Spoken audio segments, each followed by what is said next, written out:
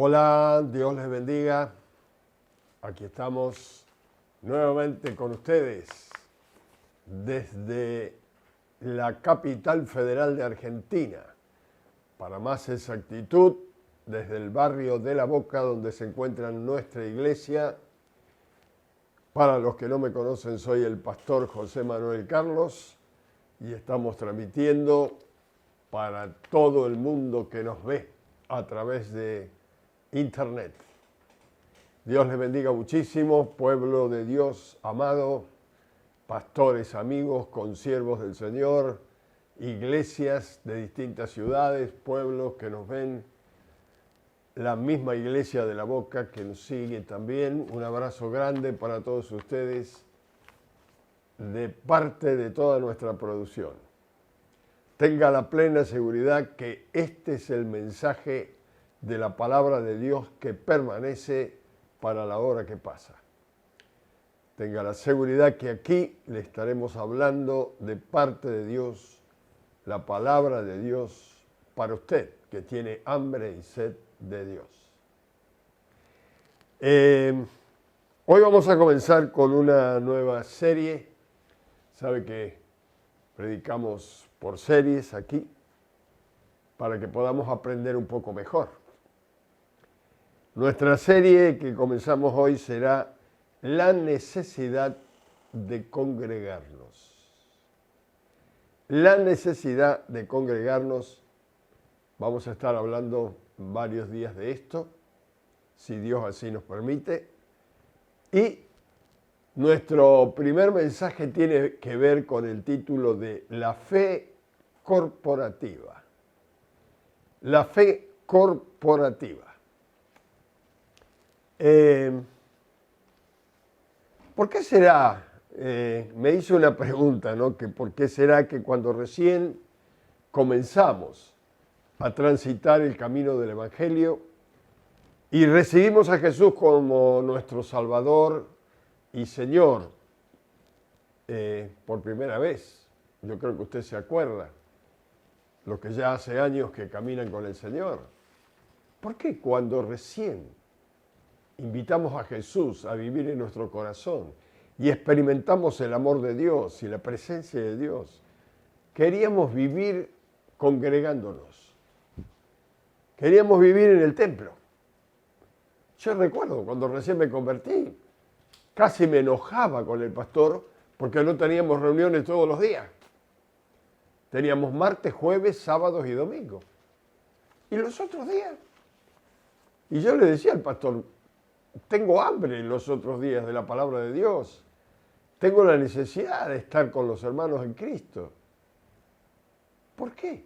Esa devoción, ese entusiasmo, ese anhelo de ir a la casa de Dios y juntarnos con los hermanos que tuvimos en el comienzo, porque fue así. Y yo creo que esto fue con todos igual. Pero al tiempo, y cuando creemos que hemos crecido y que conocemos un poco más a Dios, comenzamos a dejar de congregarnos. Raro, ¿verdad? ¿No tendría que ser al revés? Yo creo que tendría que ser al revés. Porque dice la Biblia que el amor va creciendo.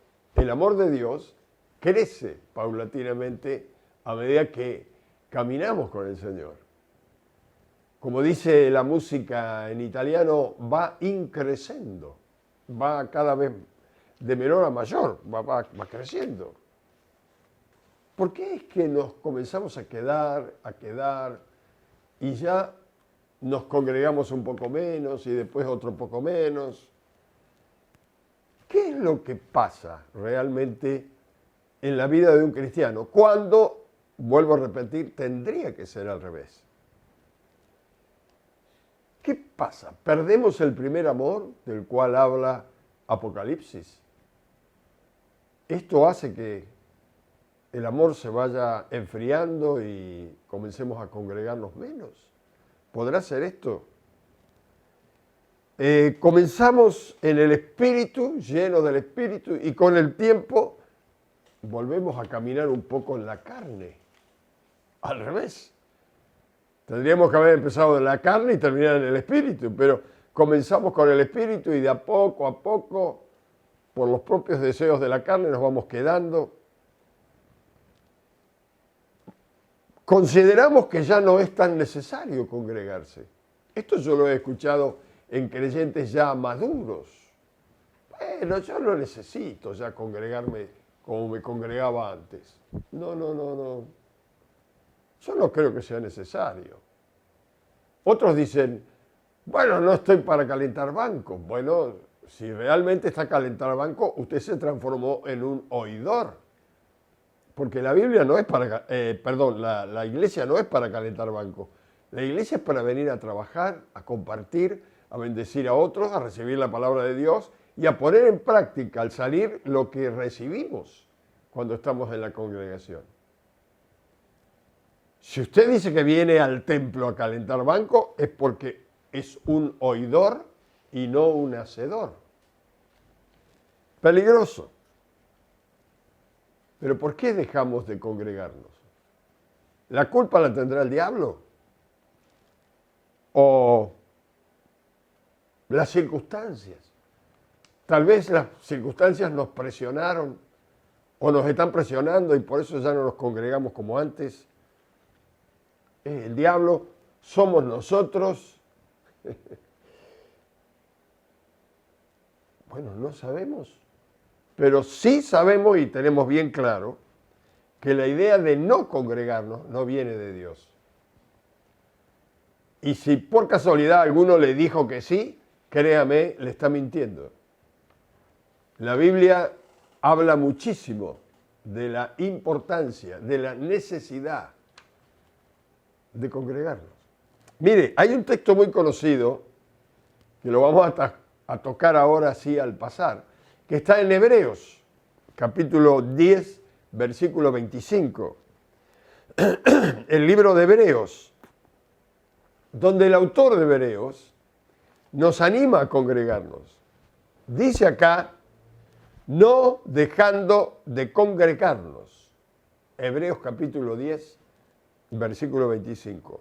No dejando de congregarnos, como algunos tienen por costumbre, sino exhortándonos.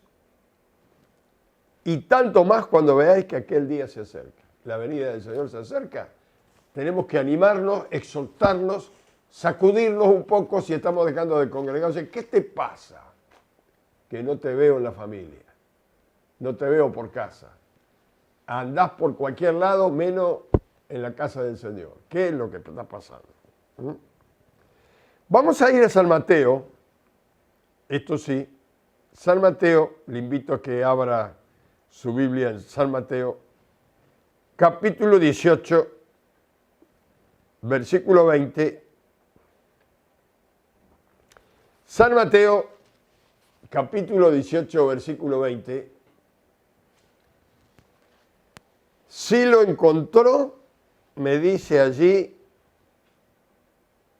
donde usted está, si usted lo encontró, lo vamos a leer en conjunto.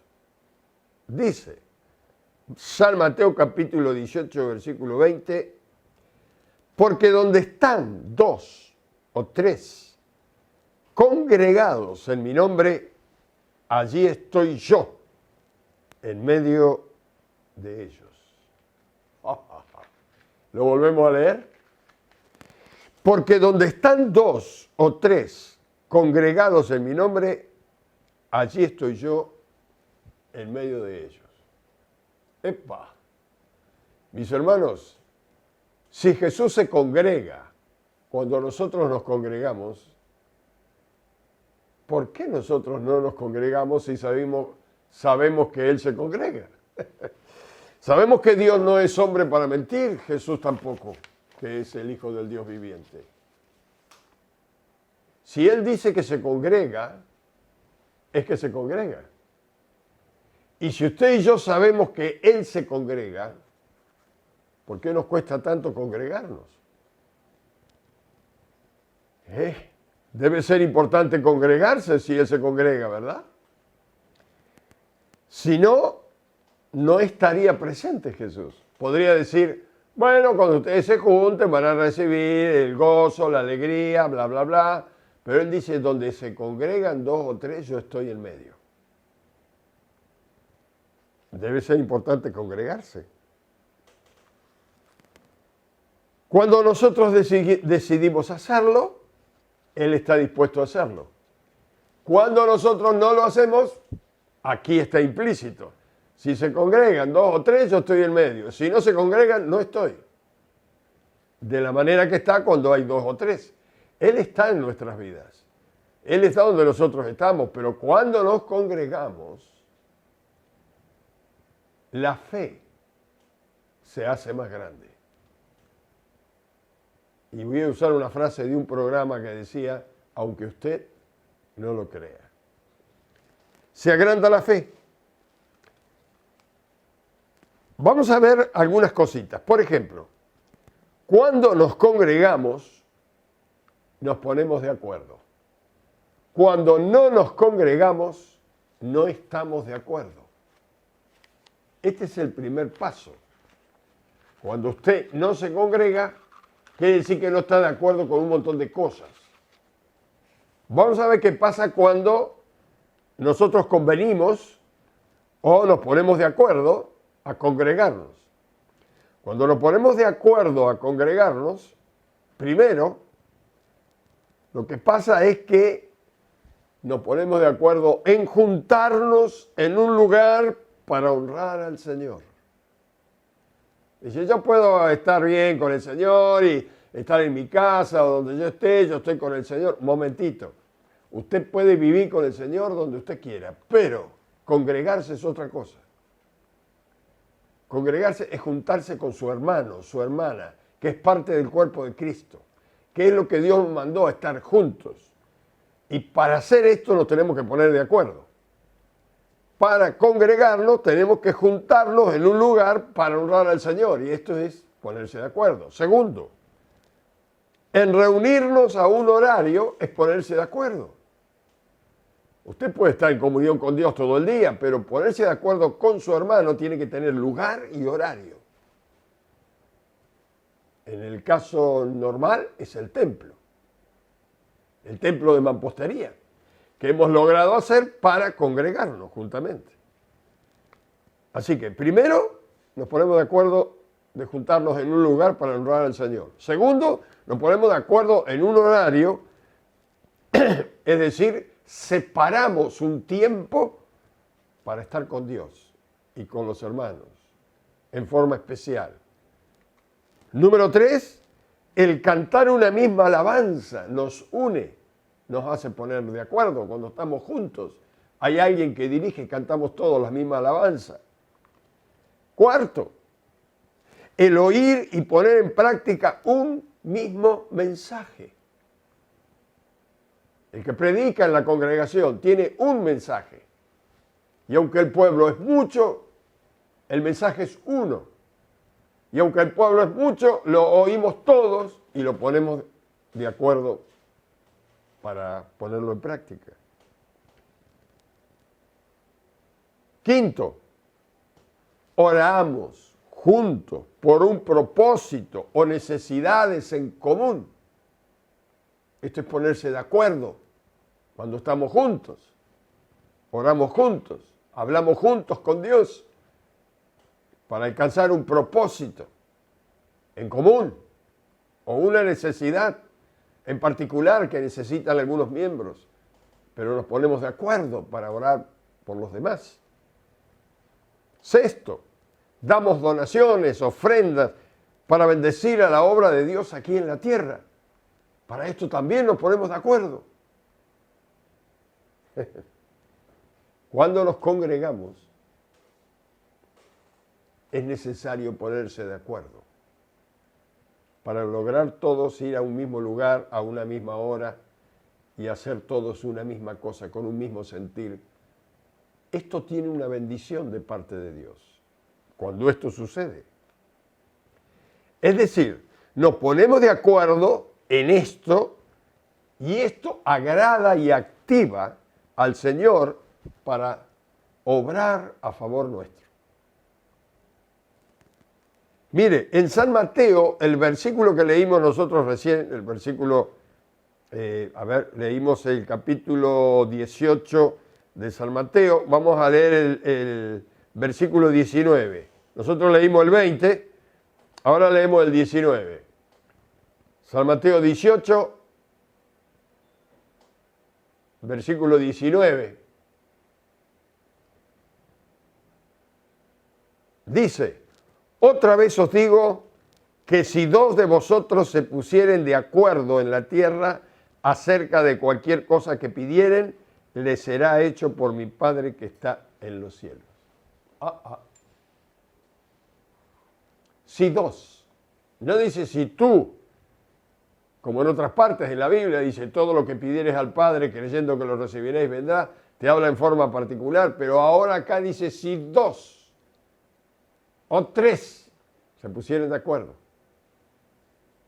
yo oiré, responderé. La oración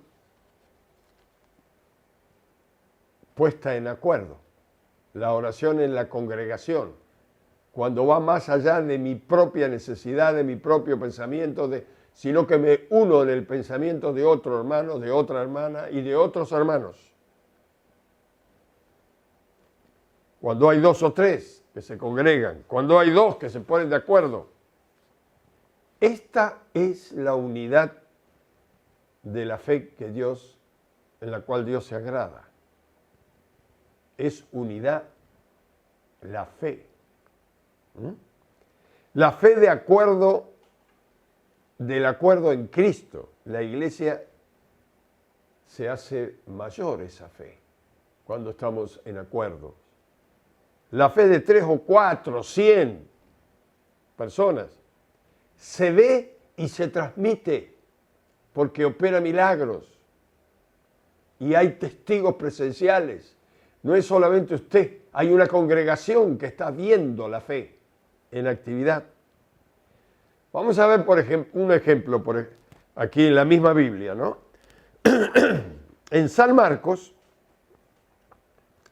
seguimos en los Evangelios, San Marcos, capítulo 2, versículo 1 al 5, y después vamos a leer del 9 al 12. San Marcos, capítulo 2, versículo 1 hasta el versículo 5, dice: entró Jesús otra vez en Capernaum, después de algunos días, y se oyó que estaba en la casa. E inmediatamente se juntaron muchos, de manera que ya no cabían ni aún a la puerta.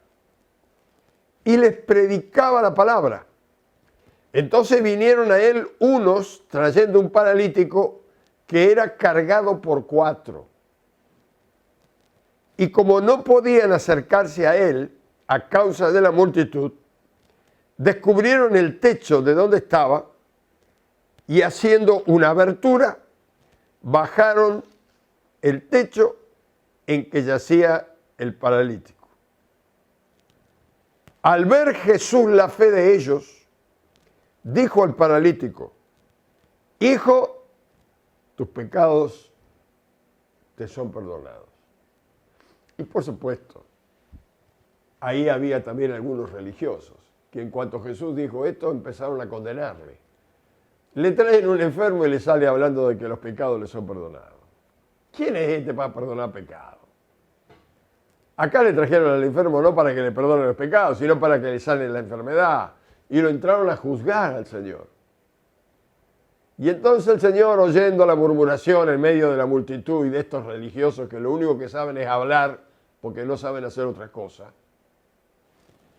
el Señor tiene misericordia y le contesta. Mire, vamos al versículo 9, para no leer todo, y le pregunta al Señor: ¿qué es más fácil?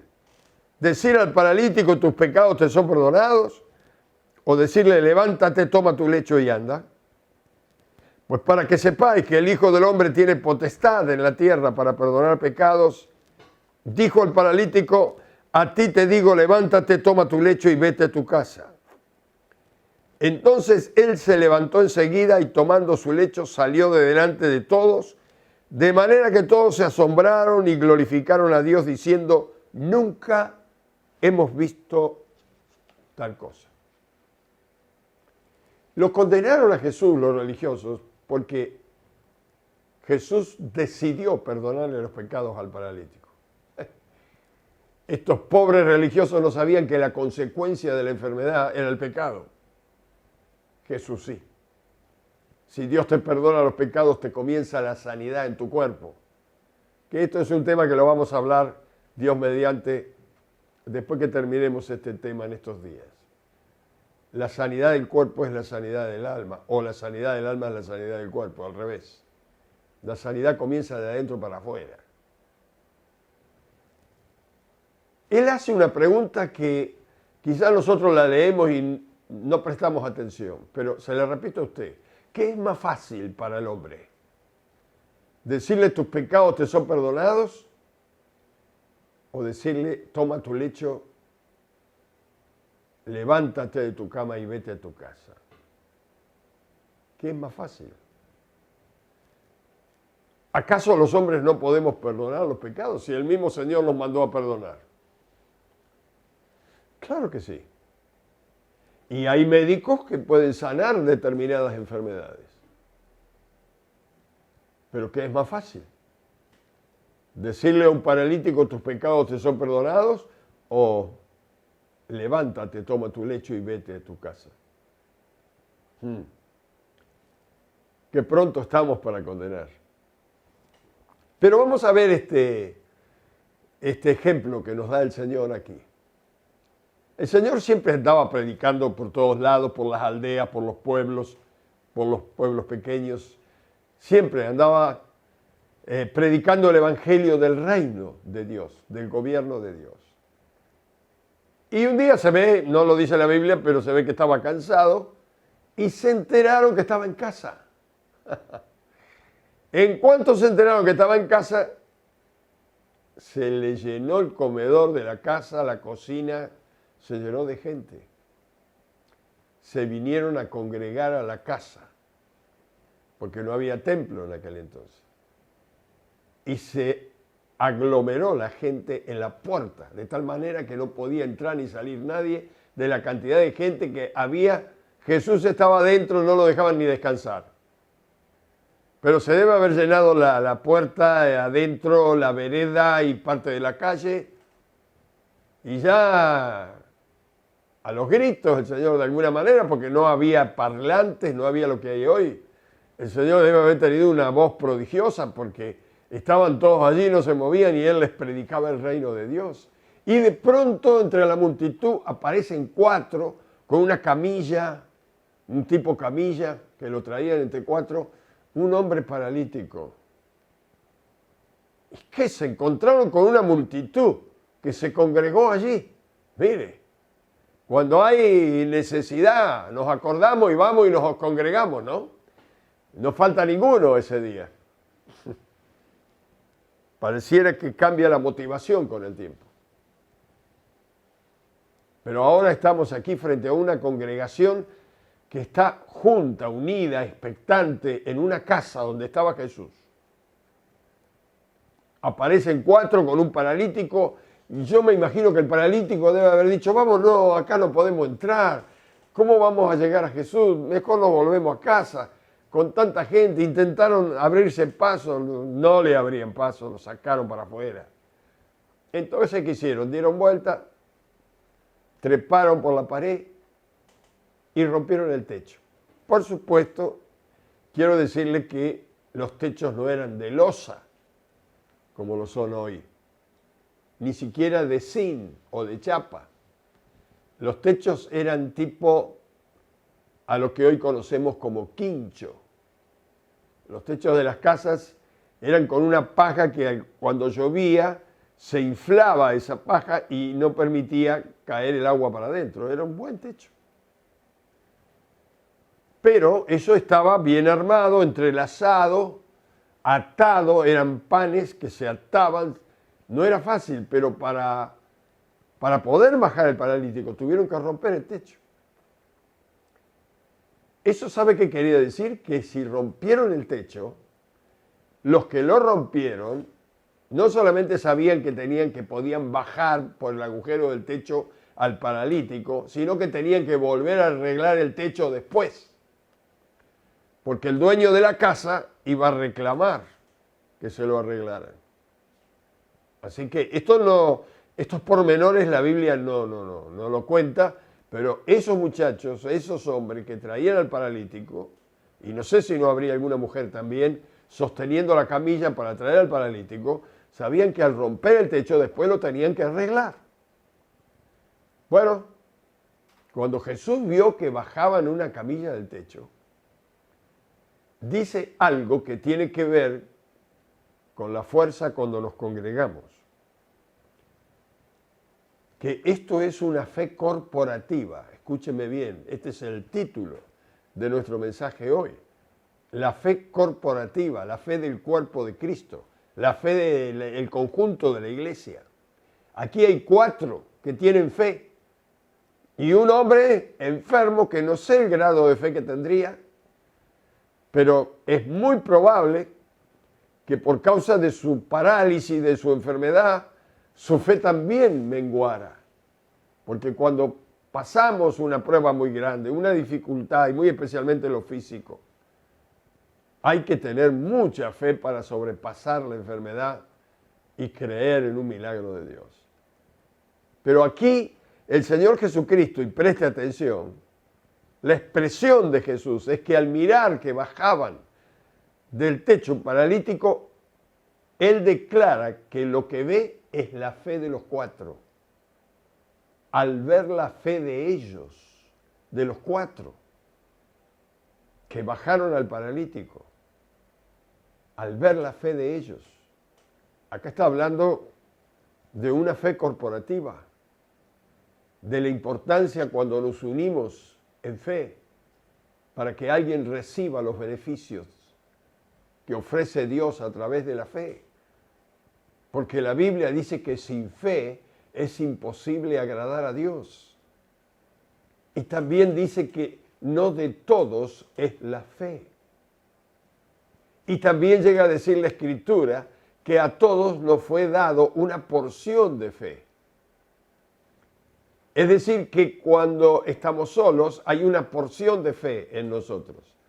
Pero cuando estamos juntos en la congregación, hay una fe corporativa que agranda la fe entre todos. Porque la porción mía y la porción del otro y la porción del otro y la porción del otro hace una fe grande, ¿me entiende? Es lo que Jesús mira y lo que Jesús anima. A que se junten, a que estén 2 o 3, aunque trabajen como cuerpo. ¿Por qué? Porque ahí cada uno pone lo suyo y se hace una fe grande. Interesante. Al ver la fe de ellos, no la fe del enfermo, pero sin embargo, aunque era la fe de los que estaban sanos, la fe de los sanos sanó al enfermo. Quizás usted nunca lo vio así, pero la fe de los 4 activó el poder de Dios y sanó al enfermo. La fe corporativa, la fe participativa, la fe activa, que moviliza a la gente para que haga algo en el nombre del Señor.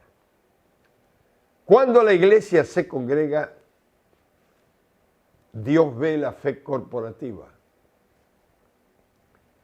Porque esa fe, la Biblia habla de un don de fe. También habla de un don de sanidad, de un don de revelación. Todo esto está en el Espíritu Santo y Él reparte como Él quiere, pero todo es conforme a la fe. La moneda con la cual se obtienen todas las cosas, con las cuales podemos comprar todas las cosas en el reino de Dios, es la fe. Sin fe es imposible agradar a Dios. Así que cuando la iglesia se congrega, Dios ve la fe corporativa y dice, yo estoy en medio. Ah, se entusiasma nuestro Dios. Se entusiasma nuestro Señor cuando nos ve juntos, porque sabe que cuando estamos juntos podemos mover montañas. Y en las iglesias hoy en día somos más de 4, hermanos. Con esto creo que le digo mucho. Toda la iglesia cantando al unísono, adorando al unísono, echando afuera a los demonios al unísono, escuchando al mismo Dios con un mensaje maravilloso para todo el pueblo. Al unísono escuchamos la palabra de Dios, aquel que nos llamó a pertenecer a su familia celestial. Y hoy como familia, como cuerpo de Cristo, podemos escucharle. Y cuando hablamos y oramos con Él pidiendo algo, Dios comienza a hacer milagros. No todos tenemos el mismo grado de fe y usted lo va a encontrar en la Biblia. Pero cuando estamos congregados, tenemos una fe grande. Y no es la fe del evangelista la que levanta al paralítico, es la fe de la congregación. Es la fe del cuerpo de Cristo. No es la fe del pastor. Es la fe de los 4. Es la fe de la iglesia. Mis hermanos y amigos queridos, no dejemos de congregarnos. Necesitamos la porción de fe de cada uno de nosotros que hemos recibido de Dios. Lo que cada uno necesitamos. Tal vez a mí la fe no me alcance para mí, pero si usted está conmigo y el hermano fulano y la hermana sultana y nos unimos en fe, entonces posiblemente alcance para mi problema. Por eso la palabra de Dios nos manda a estar juntos. Mire, el Salmo 133, el Salmo 133,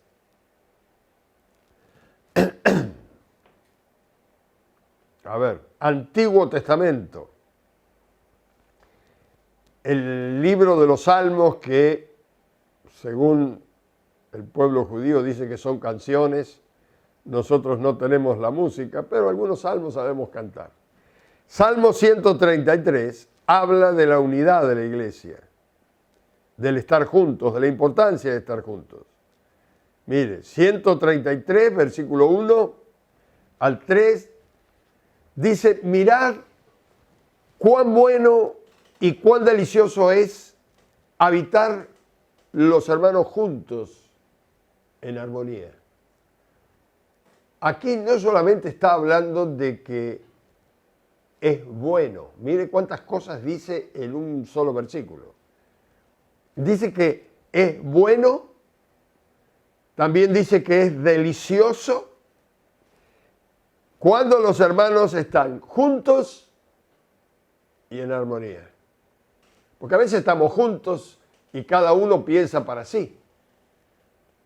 El estar juntos, para que mueva la mano de Dios, tiene también que estar en armonía.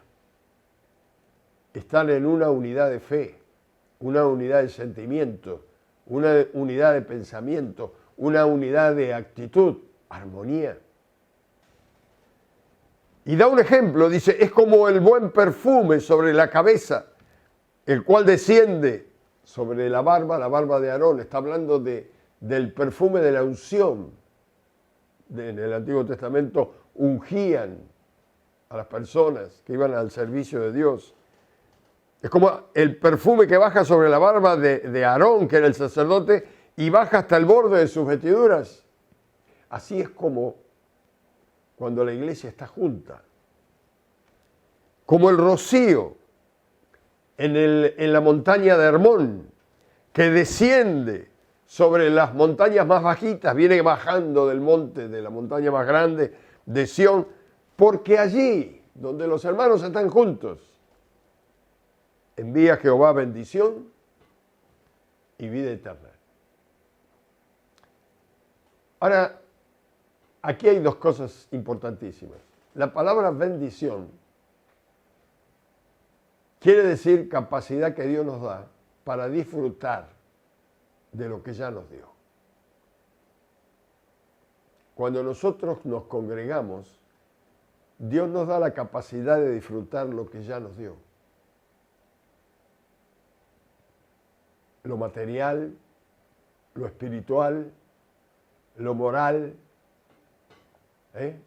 todas esas cosas que las tenemos, las podemos disfrutar. Yo he visto ricos sin Cristo que no pueden disfrutar lo que tienen y que Dios se los dio. Porque no tienen paz, porque no tienen salud, porque le falta de todo, porque no tienen bendición de Dios. Y he visto pobres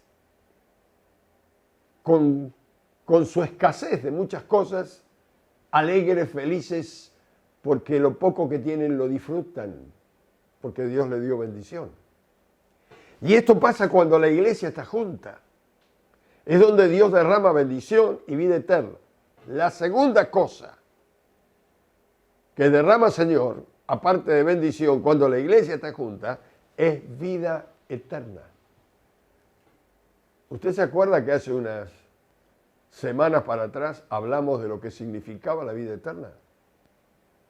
Esta es la vida eterna, dijo Jesús, que te conozcan a ti, al único y soberano Dios, y a Jesucristo a quien tú has enviado.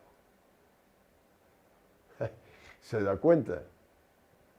Si cuando la iglesia está junta, Dios derrama bendición y vida eterna, lo que derrama aparte de bendición es la revelación del conocimiento de Él mismo y del Hijo de Dios.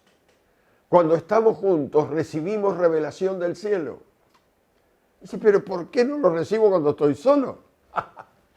No lo sé, pero Dios le agradó mandar su revelación cuando estamos juntos.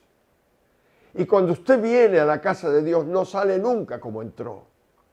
Cuando usted viene a la congregación es difícil que salga como entró.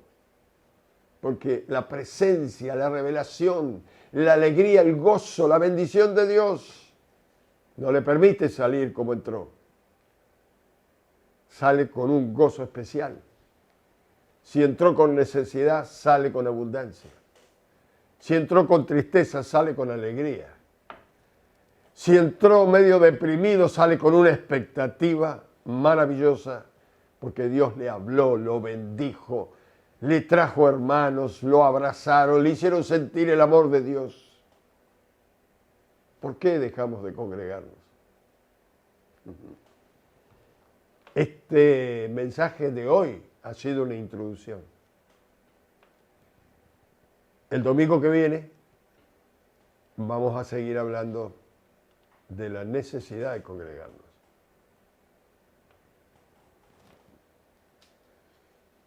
Quizás en esta tarde o en esta noche hay, viéndonos a través de este canal, personas que dejaron de congregarse.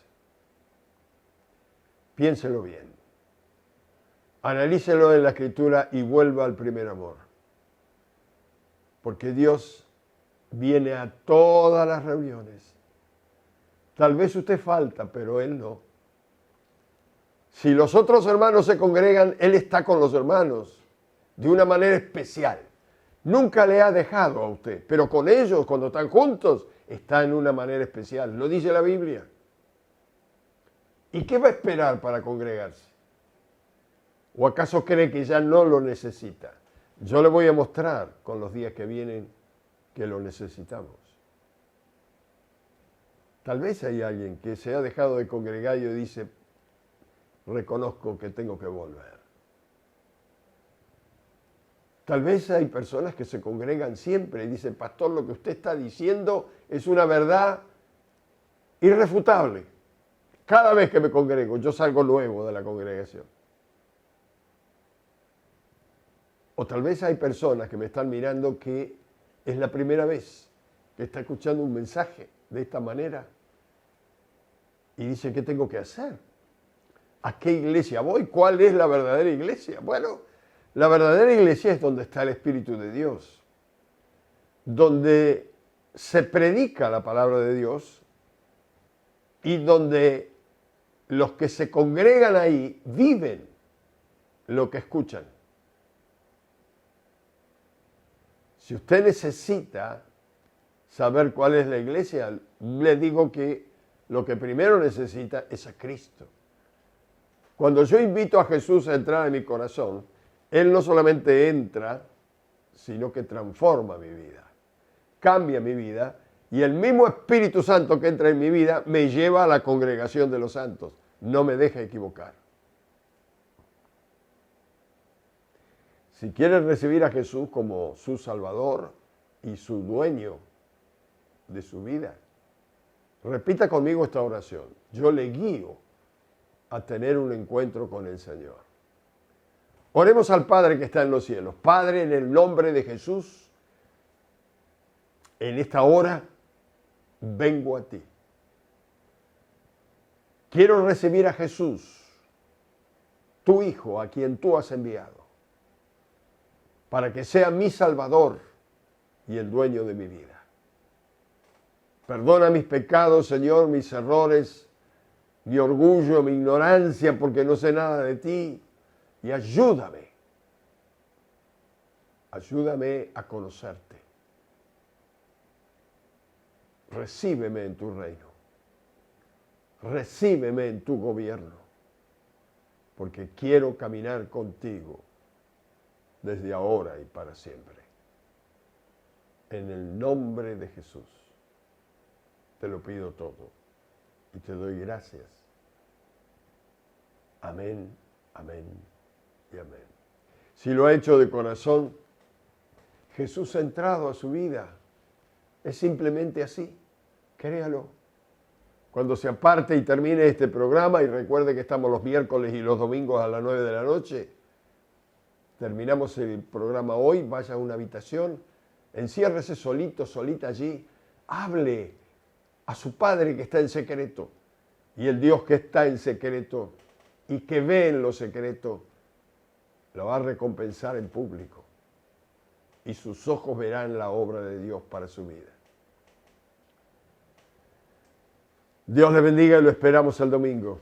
Y a la iglesia de Jesús que me está mirando, a los pastores, a los amigos, a los colegas, oramos por ustedes. Padre, en el nombre de Jesús, donde están mis hermanos, mis colegas, la congregación de tus santos, Señor, todos los que nos ven a través de este programa, yo ruego en el nombre de Jesús que por el amor de Cristo, Señor, no permitas que ninguno deje de congregarse en este tiempo, sino que aprovechemos más que nunca la bendición especial que tú tienes para una fe corporativa. Cuando la iglesia se une, la fe de la iglesia crece y tú estás en medio de la congregación de los santos. Padre, en tu nombre pido una bendición grande sobre tus hijos y tus hijas. Y te doy gracias porque sé que tú siempre nos oyes. En el nombre de Jesús. Amén, amén y amén. Dios les bendiga, nos veremos el domingo, Dios mediante.